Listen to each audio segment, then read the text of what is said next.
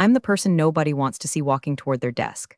I'm the chief ethics and compliance officer at a Series B tech startup outside Boston, which basically means I'm the designated adult in a daycare center run by toddlers in Patagonia vests. My job is to tell 20-something millionaires that, no, you cannot expense a trip to Chalum as team building if the only team member you took was your mistress.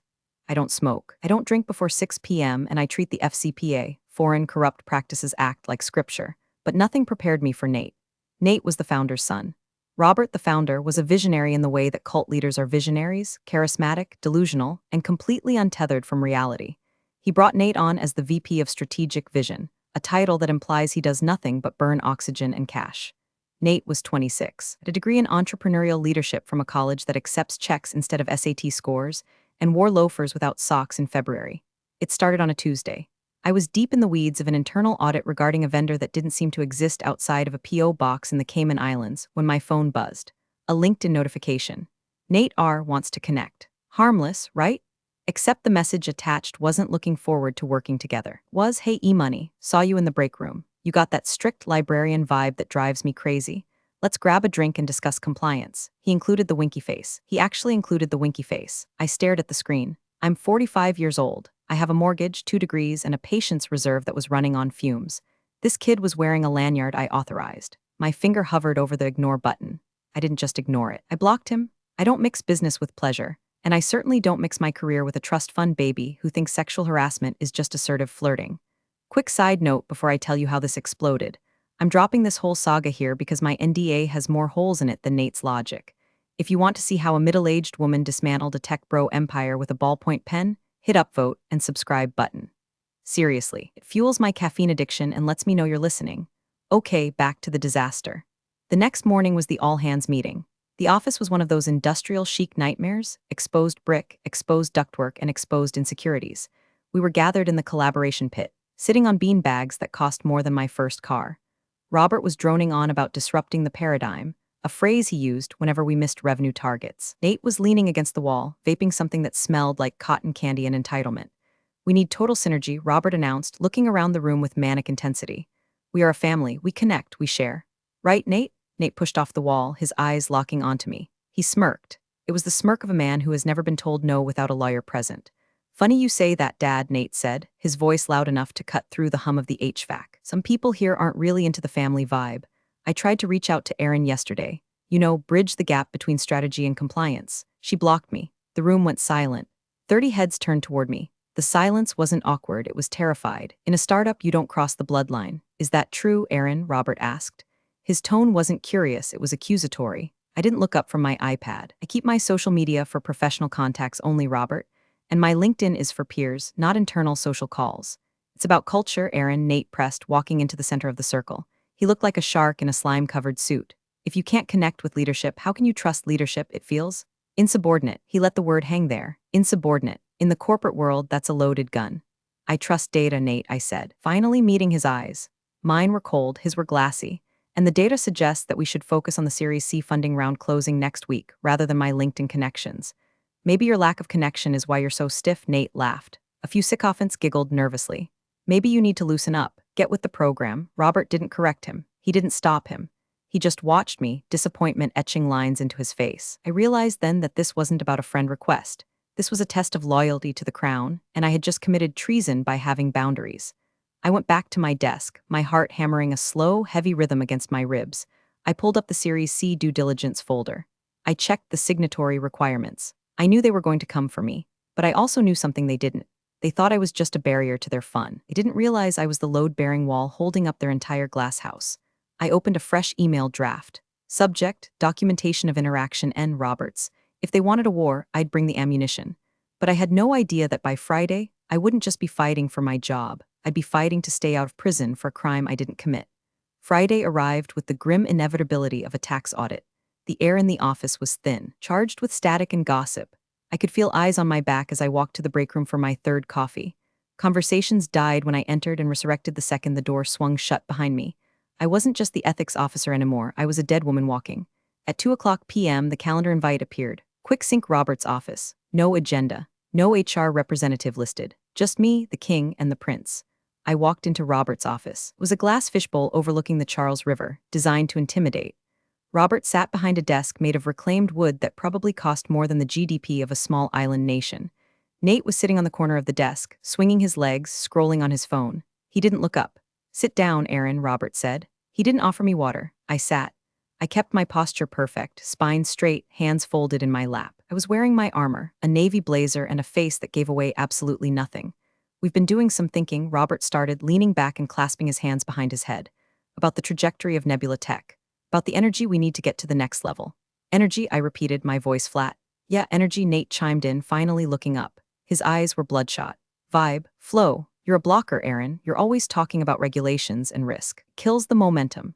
"My job is risk mitigation, Nate," I said calmly. "It's not supposed to be fun, it's supposed to be legal." "See," Robert pointed a finger at me like I'd just confessed to murder. "That attitude, it's toxic. We're disruptors, Aaron. We move fast and break things. You're the glue that's drying too hard. You're stiff." And that display on Wednesday? Refusing to connect with a senior executive. It showed a fundamental lack of trust. I refused a sexual proposition sent via a professional platform. I corrected him. I kept my voice level, but the temperature in the room dropped 10 degrees. Nate laughed, a harsh, barking sound. "Wow, you're delusional. It was a joke, Aaron. God, you're hysterical. This is exactly what we mean. You're not a culture fit." Robert slid a thick manila envelope across the desk. "We're terminating your contract, effective immediately. For cause. Subordination and creating a hostile work environment." For cause, that meant no severance, no unemployment. They were stripping me bare. However, Robert continued, his voice taking on an oily sheen. "Because we value your past contributions, we're willing to offer a transition package. 3 months' pay. All you have to do is sign this." He tapped a document on top of the pile. A standard NDA, or so it looked. I glanced at the text upside down. It was draconian. It barred me from speaking to investors, employees, or the press. It essentially erased my existence at the company. "I'm not signing anything without my lawyer reviewing it," I said, standing up. "Take it or leave it," Nate sneered. "Walk out that door without signing and you get zero. And we'll make sure every tech company in Boston knows you're difficult." I looked at Robert. He was weak, led by the nose by his idiot son. I looked at Nate. He was gloating, thinking he had won. And then it hit me. The date. Today was October 14th. The Series C funding round, a $50 million injection led by the notoriously strict Archer Capital, was scheduled to close on October 20th. Next Thursday. I knew the term sheet for Archer Capital better than I knew my own medical history. I had drafted the compliance section myself. Clause 14B, conditions precedent to closing. It stated in bold, an ambiguous font, that the company must have a designated chief ethics and compliance officer in place, and that specific officer must sign the certificate of good standing and ethical compliance 48 hours prior to the wire transfer. And not just any officer. The term sheet explicitly named me. Aaron S., current CICO. If they fired me for cause today, they would be in breach of the term sheet by Monday. If they tried to replace me, they'd have to notify Archer Capital, triggering a reopening of due diligence, which would kill the deal. They didn't know, they hadn't read the fine print, they were too busy disrupting to read the contracts I wrote. A slow, cold smile spread inside my chest, it didn't reach my face. "Okay," I said softly. "Okay," Robert blinked. "I accept my termination. I'll pack my things." "What about the NDA?" Nate demanded, holding out a pen. "I'll think about it," I said. "Right now, I'm just going to leave." "You walk out, you get nothing?" Nate yelled as I turned my back. "We'll see," I whispered to the glass door. I went to my desk. I didn't pack everything. Just my framed degree, my favorite plant, and most importantly, my hard drive containing the encrypted backups of every email Nate had ever sent. Security escorted me out 10 minutes later. As the heavy glass doors hissed shut behind me, cold Massachusetts air hit my face. It felt clean. I pulled out my phone. I didn't call a lawyer. I didn't call my husband. I opened my calendar and set a reminder for Wednesday, October 19th. The day the money is supposed to move. I got in my car, turned on the heated seats, and drove home in silence. They wanted me to be invisible? Fine. I'd vanish. And I'd take their $50 million with me. For the first time in 15 years. Didn't set an alarm on Monday morning. I woke up naturally at 7 o'clock a.m., the pale autumn light filtering through the blinds of my home office in Brookline. My house was silent, ordered and sane. Everything Nebula Tech was not. I made a pot of French press coffee, not the sludge from the office Keurig, and sat down at my personal laptop. I didn't log into Slack. I didn't check my work email, which was already deactivated, I assumed. I went ghost. To the world, Aaron the CICO no longer existed. But Aaron the strategist was just clocking in. I pulled up the saved PDF of the Series C term sheet final draft V4. PDF. I scrolled past the valuation tables, past the equity splits, down to the boring, dense paragraphs at the end that visionaries like Robert skimmed over. There it was. Clause 14B. Company warrants that the position of Chief Ethics and Compliance Officer, CICO, shall be held by Aaron S. continuously through the closing date. The closing shall be contingent upon the receipt of a compliance certificate signed by the SECO attesting to no material breaches of the company's anti-corruption policy. Any change in the SECO personnel within 30 days prior to closing must be approved in writing by the lead investor Archer Capital. I took a sip of coffee. Tasted like victory. They hadn't just fired an employee, they had fired the ignition key to their engine. I spent the day gardening. I ripped out dead weeds with a vicious efficiency. Every time I yanked a root, I pictured Nate's smug face. By noon, my garden bed was pristine. Inside, my phone started buzzing. First, it was generic calls from the office. Probably HR trying to get my parking pass back. I let them go to voicemail. Then, texts from colleagues. Aaron, are you okay? Nate is walking around like he owns the place. They're saying you quit? WTF? I didn't reply. Silence is a weapon. If you don't feed the fire, they panic. By Tuesday, the narrative shifted. I checked LinkedIn from an anonymous burner account. Nate had posted a photo of himself in my old office. My plant was gone, replaced by a neon sign that said hustle. His caption, sometimes you have to trim the fat to let the muscle grow. Big things coming this week. #series C #new era #leadership. He had also announced a new partnership. Excited to onboard Vandalay Strategic Solutions as our new compliance partners. Agile, fast, no blockers, Vandalay Strategic Solutions. The name sounded familiar, not from a Seinfeld episode, but from that audit I was running before I got axed. I dug into my backup drive, the one I'd wisely taken with me. I pulled up the vendor list. Vandalay wasn't a compliance firm. It was a shell company registered in Delaware 3 weeks ago. The registered agent? A guy named Chadwick. I did a quick cross-reference on Facebook. Chadwick was Nate's fraternity brother. There were photos of them doing keg stands together in 2018. So, Nate fired me to replace me with his drinking buddy, likely to funnel consulting fees out of the Series C cash before the investors noticed. It was embezzlement 101, done with the sophistication of a toddler stealing a cookie while staring at the camera.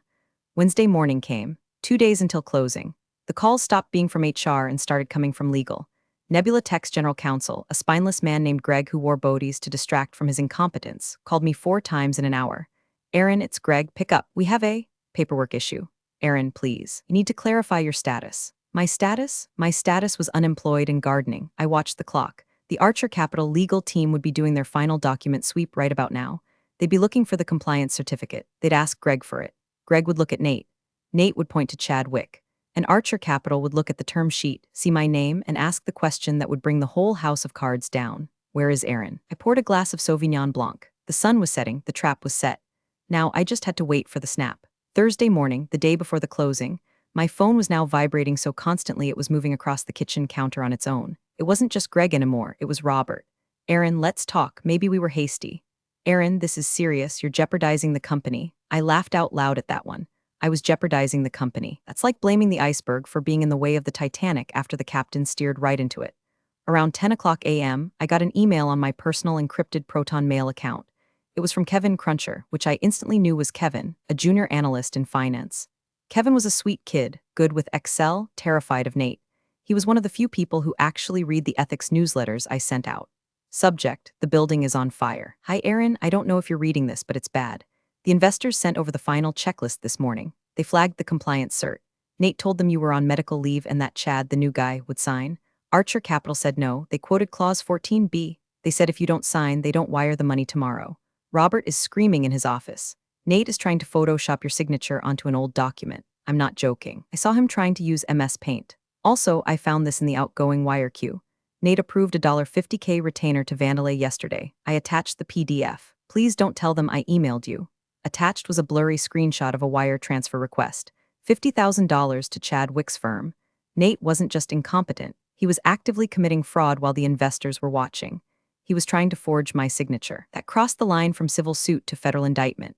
I picked up my phone, not to call Robert, not to call Greg. I called the number on the business card I had kept in my Rolodex for 3 months. Archer Capital, Legal Department, a crisp voice answered. This is Aaron S., I said, my voice steady as steel. I believe your general counsel, Marcus Thorne, is looking for me. There was a pause, then a flurry of typing. Hold for Mr. Thorne immediately. Marcus came on the line 10 seconds later. Aaron, we've been told you're in the hospital with a severe case of exhaustion. I was about to send flowers. I'm currently gardening, Marcus, and the only thing exhausted is my patience for fraud. Interesting, Marcus said. His tone shifted from polite to predatory. Our term sheet requires your signature. Nebula Tech is claiming you're unavailable but technically still employed. I was terminated last Friday for cause. No severance, I have the termination letter. Terminated? Marcus sounded like he just tasted bad milk. That's a material breach of the pre-closing conditions. And who is this Chadwick? That, I said, is a longer story. Meet me at the Tap Bakery in Harvard Square in an hour. Bring a notary. I'm leaving now, Marcus said. I hung up. I went upstairs and changed. The gardening clothes came off. I put on my board meeting suit, charcoal gray, sharp lapels, killer heels. I grabbed the binder containing the termination letter, the printouts of Nate's harassment, and the fresh screenshot Kevin had sent me of the wire transfer. I wasn't going to the bakery to negotiate. I was going to hand Marcus the murder weapon and let him decide if he wanted to shoot the deal in the head. As I drove into Cambridge, I felt a strange calm. This wasn't about revenge anymore. It was about professional hygiene. I was scrubbing a stain out of the industry. I walked into the bakery. Marcus was there, looking impatient. He saw me, saw the binder, and stood up. Aaron, he said. Marcus, I replied, sliding into the booth. I hope you're hungry, because I'm about to serve you a very expensive problem. I opened the binder. The first page was the screenshot of Nate trying to wire $50K to his frat brother. Let's start with the embezzlement, I said, and then we can discuss my medical leave. Marcus put on his reading glasses. His face went pale. The shift had happened. The power wasn't in the boardroom anymore. It was at a small marble table, smelling of coffee and impending litigation. By 2:00 p.m. Thursday, the atmosphere inside Nebula Tech must have resembled a submarine taking on water. I wasn't there, but I could feel the pressure change in the air. I was back home, sipping herbal tea, and the nuclear email chain started. Marcus had clearly returned to his office and fired a warning shot across Robert's bow. My personal phone rang. It was Robert. I let it ring. It rang again. Robert, then Greg, the general counsel, then Robert again. Finally, a voicemail appeared. I played it on speaker. Aaron, it's Robert. Look, there's been a massive misunderstanding. Nate was overzealous. We never processed the termination paperwork. You're still an employee. I need you to hop on a Zoom with Archer Capital at 4:00 p.m. Just to smooth things over. Call me back immediately. We never processed the paperwork. The lie was so lazy it was insulting.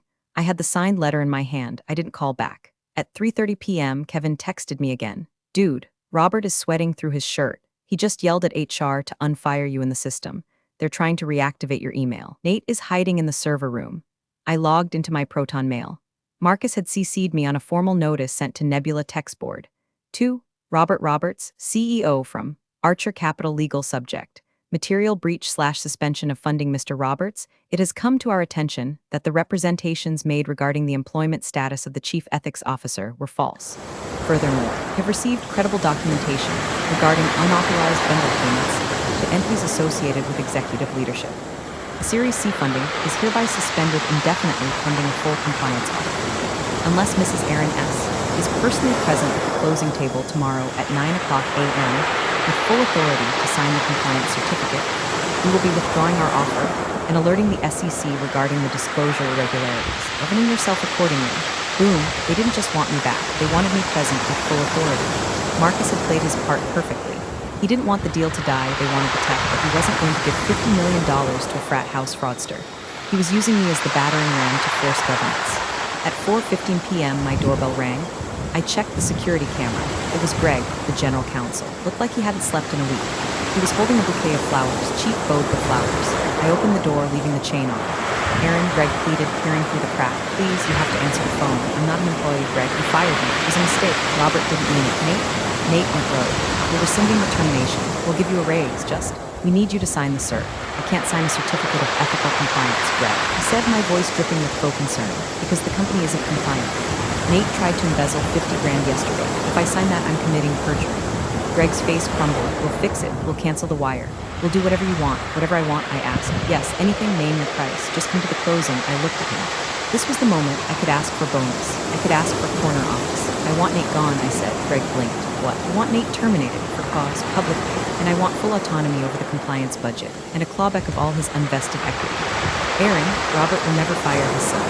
Then Robert will never get his $50 million, I said, and you can tell him that when the SEC knocks on the door, I'll be the one opening it. I closed the door in his face. The trap was tight. The only way out was for Robert to sacrifice his golden boy. It was biblical. It was tragic. It was absolutely necessary. I went back to the kitchen. I had one more thing to prepare. I opened my laptop and drafted a new document, Conditions of Return PDF. I wasn't just going back to work. I was going back to rule. Thursday night was a long, dark vigil. The city of Boston slept, but I knew the lights on the 14th floor of the Nebula Tech building were blazing. My terms had been delivered by a Greg. I could imagine the screaming match happening in a glass fishbowl. Robert, torn between his ego, his son, and his greed. Nate, realizing that his vibes and hustle couldn't save him from the federal fraud statute. At 11:45 p.m., my phone lit up. Incoming call, Nate Roberts. I stared at it, the audacity, the sheer unmitigated gall.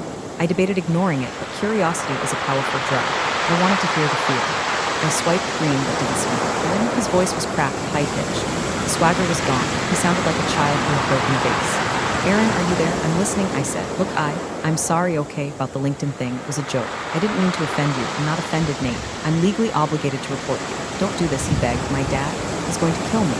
He said if the deal falls through, he's cutting me off. I have payments, Aaron. I have a lease on the Tesla. You can't ruin my life over a misunderstanding. You ruined your own life when you tried to wire investor money to a shell company, I said coldly. That wasn't a misunderstanding. That was theft. I can pay it back. We canceled the wire. Just sign the paper, please. We can work this out. I'll stay out of your way. I promise. It's too late for promises, Nate. You're a liability. An ethics officer identifies liabilities and removes them. A BTCH, he snapped, the fear turning instantly back to rage. You think you can dictate terms? My dad built this company. You're just I hung up. He hadn't changed. He was just scared. There's a difference between remorse and fear of consequences. Nate only felt the latter. 10 minutes later, a text from Robert. We accept. Be here at 8:30 a.m. 2 words, we accept. I didn't feel joy. I felt a heavy, cold satisfaction.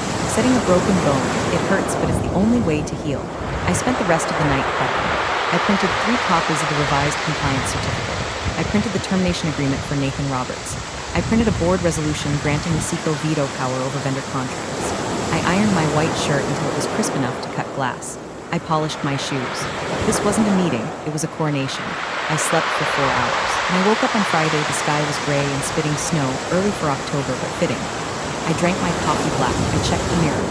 The woman looking back wasn't the tired, harried compliance officer who blocked creeps on LinkedIn. She was a reaper in a blazer. I grabbed my briefcase. I grabbed my coat. I drove to the office. The security guard, old Mr. Henderson, looked surprised to see me. ID card isn't working, Miss Aaron, he said apologetically. Try it now, I said. He swiped it. The light turned green. Greg had reactivated me at 3 o'clock a.m. Welcome back, Henderson said. Confused? Thanks, Hendo, I said. Keep the gate open. There's going to be an escort leaving shortly. I stepped into the elevator. I pressed 14. As the numbers climbed, I took a deep breath. Ding. The doors opened. The office was silent. Everyone was huddled in the kitchen, whispering. They looked up as I walked down the main corridor. The click-clack of my heels was the only sound in the room. I didn't look left or right. I walked straight to the boardroom. The glass walls were frosted now, the privacy mode engaged. I pushed the door open. Robert was there. Greg was there. The team from Archer Capital, Marcus and 3 suits were there. In Nate's chair, it was empty. The air in the boardroom smelled of stale coffee and fierce sweat. Robert looked 10 years older than he had last week. His eyes were sunken. His tie loosened.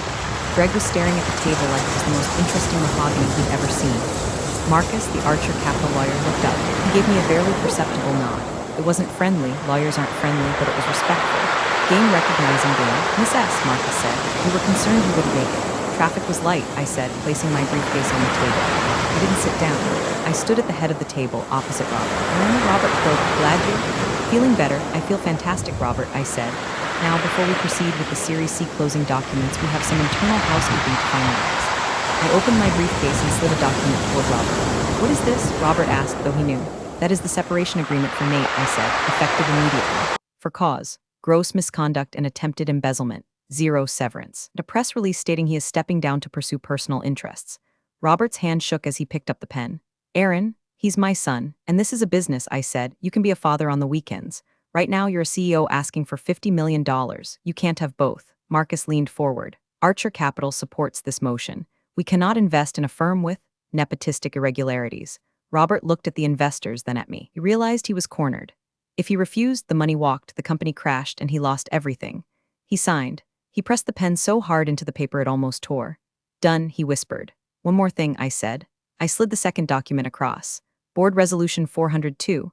It grants the Office of Ethics and Compliance independent authority to veto any vendor contract over $5,000 without CEO approval. It makes my position fireable only by a unanimous vote of the Board of Directors, not the CEO. Robert's head snapped up. You're neutering me. I'm insulating you, I corrected. I'm making sure you don't accidentally approve another shell company and go to jail. I'm doing you a favor. Sign it, Robert, Marcus said, checking his watch. We have a wire cutoff at 11 o'clock a.m. Robert signed. He looked defeated, small. The visionary was gone. It was just a man who had been outmaneuvered by the woman he tried to bully. Excellent, I said. I sat down. I pulled the Archer Capital binder toward me. I flipped to Clause 14b, Certificate of Good Standing and Ethical Compliance. I took out my own pen, a Mont Blanc I bought myself when I got certified. I read the text. It certified that the company was clean. With Nate gone and the new controls in place, it finally was. I signed my name, Aaron S., Chief Ethics and Compliance Officer. The scratch of the pen against the paper was the loudest sound in the world. Thank you, Aaron, Marcus said, taking the binder. We'll initiate the wire. Robert stood up and walked out of the room without a word. Greg followed him like a lost puppy. I stayed seated for a moment. I watched the snow falling outside the window. I had won, but it wasn't a fist-pumping victory. It was the quiet satisfaction of a column in a spreadsheet finally balancing out to zero. I gathered my papers. I walked out of the boardroom.